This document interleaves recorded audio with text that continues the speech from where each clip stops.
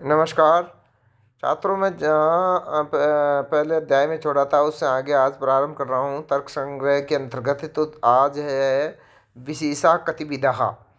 तो नित्य द्रव्य वृत्तयो विशेषास्त्व अनंता एव। नित्य द्रव्य में रहने वाला, जो नित्य द्रव्य में रहता है उसको वो विशेष क्या है? अनंत है। और वो विशेष क्या है? अनंत है। नित्य द्रव्य में रहने वाला है वो, तो नित्य द्रव्य में रहने वाले को क्या कहेंगे? विशेष करेंगे। और वो क्या है? अनंत है। विशेष का लक्षण है दूसरा इस प्रकार है, अन्यत्वे सति नित्य द्रव्य वर्तित्वम विशेषत्वम। अर्थात अन्यत्य अनंत होकर के जो नित्य द्रव्य में रहता है उसे विशेष कहते हैं। पृथ्वी, जल, तेज, वायु के परमाणु और आकाश, काल, दिक्, आत्मा और मन, इनको नित्य द्रव्य कहते हैं। किनको कहते हैं नित्य द्रव्य? पृथ्वी, जल, तेज, वायु के परमाणु और आकाश, काल, आत्मा, दिक् और मनांसी, इनको नित्य द्रव्य कहते हैं। नित्य का लक्षण करते हैं ध्वंस भिन्नत्वे सति ध्वंसा अप्रतियोगित्व नित्यत्वम। अर्थात ध्वंस से भिन्न होकर, ध्वंस से भिन्न होकर जो ध्वंस का प्रतियोगी नहीं है उसे नित्य कहते हैं। यहाँ पर ध्वंसा प्रतियोगित्व अर्थात जो ध्वंस का प्रतियोगी नहीं, इतना ही लक्षण करेंगे तो ध्वंस में अतिव्याप्ति दोष हो जाएगा। क्योंकि ध्वंस का अप्रतियोगी ध्वंस भी है, इसलिए ध्वंस भिन्नत्वे सति ऐसा विशेषण भी जोड़ दिया गया है। ध्वंस भिन्नत्वम अर्थात जो ध्वंस से भिन्न है ऐसा लक्षण करेंगे तो घट आदि में अतिव्याप्ति हो जाएगी। क्योंकि घट भी ध्वंस से भिन्न है, इसलिए ध्वंसा अप्रतियोगित्वम अर्थात जो ध्वंस का प्रतियोगी नहीं है, ऐसा विशेष से भाग दिया है। जिसका अभाव है वह प्रतियोगी, जैसे घट ध्वंस का प्रतियोगी घट होता है। अतः अनित्य का लक्षण करते हैं ध्वंस प्रतियोगित्वम प्राग भाव प्रतियोगित्वम व अनित्यत्वम। अर्थात जो ध्वंस का प्रतियोगी है अथवा प्राग भाव का प्रतियोगी है उसे अनित्य कहते हैं। पदार्थ की उत्पत्ति के पहले होने वाले अभाव को प्राग भाव कहते हैं। पदार्थ की उत्पत्ति के पहले होने वाले वो क्या है? प्राग भाव कहते हैं। ये कपाले घटो भविष्यति अर्थात इस कपाल में घट होगा। अब जो सामान्य पदार्थ है, सामान्य पदार्थ क्या है? समवायस्तु एक एव, समवाय संबंध एक ही प्रकार का होता है। और उस समवाय संबंध का लक्षण क्या है? नित्य संबंधत्वम समवाय लक्षणम। नित्य संबंधत्वम समवाय लक्षण अर्थात नित्य संबंध को समवाय कहते हैं। अवयव और अवयवी के, जाति और व्यक्ति के, गुण और गुणी के, क्रिया और क्रियावान के, और विशेष और नित्य द्रव्य के संबंध को क्या कहेंगे? समवाय संबंध कहेंगे। अर्थात नित्य संबंध को समवाय संबंध कहते हैं। अवयव और अवयव के, जाति और व्यक्ति के, गुण और गुणी के, क्रिया और क्रियावान के, और विशेष और नित्य द्रव्य के संबंध को समवाय कहते हैं। अभाव चतुर्विध है। अभाव चतुर्विध है। अभाव चार प्रकार का होता है।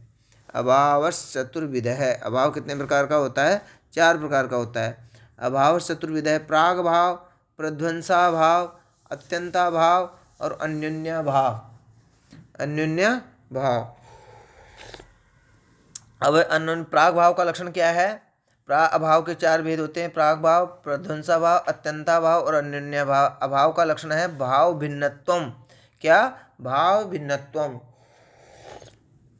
व प्रतियोगी ज्ञाना अधीन ज्ञान विषयत्वम अभावत्वम। अर्थात भाव से भिन्न को अथवा प्रतियोगी के ज्ञान के अधीन ज्ञान विषय को क्या कहेंगे? अभाव कहेंगे। तो अभाव कितने प्रकार का हुआ? प्राग भाव, प्रध्वंसा भाव, अत्यंता भाव और अन्योन्या भाव। द्रव्य लक्षण प्रकरणम। अब द्रव्य लक्षण कितने प्रकार का होता है? द्रव्य का लक्षण बता रहे हैं कि द्रव्य कौन कौन से हैं। तो पहला द्रव्य है पृथ्वी। पृथ्वी का लक्षण क्या है? पृथिव्याम लक्षणम तस्या भेदाश्च। पृथ्वी का लक्षण इस प्रकार है, तत्र गंधवती पृथ्वी अर्थात जिसमें गंध आती हो वह पृथ्वी है। द्रव्य 9 प्रकार के रहते हैं। और पहला द्रव्य है पृथ्वी, जिसमें गंध आती है, वो गंधवती पृथ्वी। और वह पृथ्वी 2 प्रकार की होती है, पहले नित्य पृथ्वी और दूसरी अनित्य पृथ्वी। पहले नित्य और दूसरी अनित्य। परमाणु रूप पृथ्वी नित्य और कार्य रूप पृथ्वी अनित्य है। शरीर, इंद्रिय और विषय के भेद से क्या है, वह अनित्य पृथ्वी भी 3 प्रकार की होती है। कितने प्रकार की होती है? वो भी 3 प्रकार की होती है। शरीर, इंद्रिय और विषय के भेद से वह अनित्य पृथ्वी फिर 3 प्रकार की होती है। कितनी प्रकार की होती है? फिर 3 प्रकार की होती है। अब क्या है, हम लोगों का शरीर पृथ्वी का शरीर है। पृथ्वी का इंद्रिय गंध को ग्रहण करने वाला घ्राण है, जो कि नासिका के अग्रभाग में रहता है। पृथ्वी का विषय मृतिका, मिट्टी और पाषाण पत्थर आदि है। अर्थात क्या है, उन 9 द्रव्यों में जिसमें गंध रहती है उसको पृथ्वी कहेंगे। पृथ्वी 2 प्रकार की होती है, नित्या अनित्या च। नित्या परमाणु रूपा होती है और अनित्या कार्य रूपा पृथ्वी होती है। पुनः त्रिविधा, पुनः वह 3 प्रकार की होती है। पुनः वो 3 प्रकार कौन है? शरीर, इंद्रिय, विषय भेदा। शरीर, इंद्रिय और विषय भेद से। शरीरम अस्मदादि, शरीर क्या है, हम लोगों का शरीर पृथ्वी का शरीर है। हम लोगों का शरीर है वो पृथ्वी का शरीर है। और इंद्रिय गंध ग्राहकम, इंद्रिय जो है वो कौन सी है? नाक के अग्रभाग में, नाक के पृथ्वी का जो नासिका के अग्रभाग में रहता है, जो कि नासिका के अग्रभाग में रहता है। पृथ्वी का इंद्रिय क्या है? गंध को ग्रहण करने वाला वो घ्राण है, और वो नाक के अग्रभाग में रहता है। विषयो मृत पाषाण आदि, पृथ्वी का विषय क्या है? मिट्टी है और पत्थर आदि है। अब क्या है, पृथ्वी का लक्षण करते हैं। गंध समवायी कारणत्वम प्रतित्वम, गंध के समवायु कारण को क्या कहते हैं? पृथ्वी कहते हैं। अब आगे क्या है, गंध के अब है शरीर का लक्षण करते हैं। भोगायतनत्वम चेष्टाश्रयत्वम व शरीरत्वम, अर्थात जो भोग का अथवा चेष्टा का आश्रय है उसे शरीर कहते हैं। सुख या दुख के अनुभव को भोग कहते हैं। सुख और दुख के अनुभव को क्या करेंगे? भोग कहेंगे। इंद्रिय इतना ही लिखेंगे तो चक्षु आदि में अतिव्याप्ति हो जाएगी। क्या हो जाएगी? अतिव्याप्ति हो जाएगी। अतिव्याप्ति होने से क्या हो जाएगा? दोष हो जाएगा। अब इस प्रकार क्या है, इंद्रिय इतना ही लिखेंगे तो चक्षु आदि में अतिव्याप्ति होगी, इसलिए गंध ग्राहकम कहा गया है। सो चक्षु गंध का ग्राहक नहीं, रूप का ग्राहक है। केवल गंध ग्राहकम लिखेंगे तो काल आदि में अतिव्याप्ति होगी, इसलिए इंद्रियम लिखा है। काल आदि इंद्रिय नहीं है। विषय का लक्षण करते हैं। विषय का क्या करते हैं? लक्षण करते हैं। इन शरीरेन्द्रिय भिन्नत्वे सति उपभोग साधनत्वम विषयत्वम, अर्थात शरीर और इंद्रिय से भिन्न क्या है होकर जो उपभोग साधन है उसे विषय कहते हैं। उपभोग साधन इतना ही लिखेंगे तो शरीर आदि में अतिव्याप्ति होगी, इसलिए शरीरेन्द्रिय भिन्नत्वे सति ऐसा विशेषण दिया गया है। शरीरेन्द्रिय भिन्नत्व इतना ही लक्षण करेंगे तो परमाणु आदि में अतिव्याप्ति होगी, इसलिए उपभोग साधनम ऐसा विशेष्य दल दिया गया है। विषय का पूर्वोक्त लक्षण करने पर भी काल आदि में अतिव्याप्ति हो जाएगी फिर, क्योंकि शरीर और इंद्रिय से भिन्न होकर उपभोग का साधन काल आदि भी है, इसलिए उसमें अतिव्याप्ति जो दोष को उठाने के लिए जन्यत्व सति जोड़ा है, जिसे विशेषण पद देना चाहिए। जन्य नहीं होने से काल आदि नित्य पदार्थों में क्या हो जाएगी? अति प्रसक्ति नहीं होगी। अब अपाम किम लक्षणम, जल का क्या लक्षण है? तासाम कति भेदा, और उसके कितने भेद है? शीत स्पर्शवत्य आप है, जिसमें शीतल स्पर्श हो उसको जल कहते हैं, और वो कितने प्रकार का होता है? द्विधा, वो 2 प्रकार का होता है। नित्या अनित्या से, नित्या परमाणु रूप है और अनित्या कार्य रूप है। और फिर इसके 3 भेद होते हैं। कौन कौन से? शरीर, इंद्रिय और विषय भेद से। शरीर क्या है? वरुण लोके, वरुण लोक में रहता है। जल का शरीर कहाँ रहता है? वरुण लोक में रहता है। और इंद्रिय क्या है इसका? जल का इंद्रिय है रस को ग्रहण करने वाला, रस को ग्रहण करने वाला रसना है एक। रसनम जिव्याग्रवर्ती, जो जिव्या के अग्रभाग में रहता है, जिव्या के जीभ के अग्रभाग में रहता है, रस को ग्रहण करने वाला जो इंद्रिय है।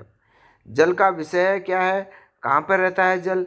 जल रहता है नदियों में और समुद्रों में जल रहता है। अब क्या है, जल का लक्षण है वो स्पष्ट रूप से क्या दिया गया है, शीत स्पर्श समवायु कारणत्वम जलत्वम। जो शीत और स्पर्श जिसमें समवायु कारण से रहे, शीत स्पर्श का जो समवायु कारण है उसको जल कहेंगे। शीत स्पर्शवत्यः आपः इतना ही लक्षण करेंगे तो तेज आदि में अतिव्याप्ति हो जाएगी। यदि स्पर्श प्रत्यय ही करेंगे तो तेज में भी रहेगा स्पर्श, तो इसलिए वहाँ भी अतिव्याप्ति हो जाएगी, क्योंकि स्पर्श तेज में भी है। इसलिए स्पर्श का विशेषण शीत दिया गया है। केवल शीत पद दे दें तो विशेष से वाचक पद की आकांक्षा बनी रहेगी, अतः उसके निवारण के लिए स्पर्श पद दिया है। कार्य मात्र के प्रति साधारण कारण काल आदि में शीत स्पर्श रहता है, इसलिए उसमें अतिव्याप्ति के निवारण के लिए क्या कहा है कि समवाय संबंध से रहे, यह देना चाहिए, ये पद देना चाहिए। तो ये पद दे दिया गया है। समवाय संबंध से शीत स्पर्श प्रत्यय जल में ही रहता है, वो अन्यत्र काल आदि में नहीं रहेगा। तो क्या हो गया, ये लक्षण समुचित होगा। केवल इंद्रिय ऐसा लिखेंगे तो क्या हो जाएगा, तो आदि इंद्रिय में अतिव्याप्ति होगी, उसे निवारण के लिए रस ग्राहकम ऐसा विशेषण दिया गया है। रस को ग्रहण करने वाला, इंद्रिय रसन जिव्या है, त्वक आदि नहीं। रस ग्राहकम इतना ही लिखेंगे तो रस को ग्रहण करने वाला रसनेन्द्रिय रस सन्निकर्ष है भी है, और उसमें अतिव्याप्ति होगी, अतः उसका वारण करने के लिए इंद्रिय ऐसा लिखा है। रस सन्निकर्ष इंद्रिय नहीं है, इसलिए अतिव्याप्ति नहीं है। नदी और समुद्र आदि जल के विषय हैं। यहाँ पर आदि पद से क्या है लिया गया, तालाब आदि जलाशय का संग्रहण होता है।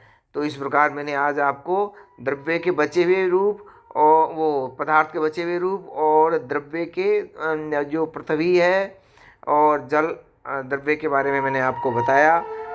थैंक यू, धन्यवाद।